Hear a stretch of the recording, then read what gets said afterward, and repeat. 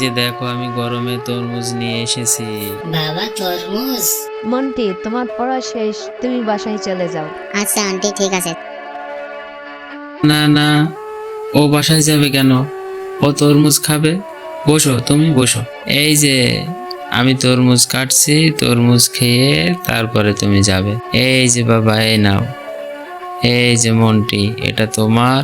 হ্যাঁ, খেয়ে নাও। এটা তুমি নাও। কি ব্যাপার মন্টি, খাচ্ছ না কেন? আঙ্কেল আমার বাসায় আমার দাদু আছে, তো আমি গিয়ে দাদুর সাথে খাবো। এ নিজে পায় না, আবার দাদুর চিন্তা করে। এই তুমি চুপ করো, তুমি বুঝবা কি এগুলা?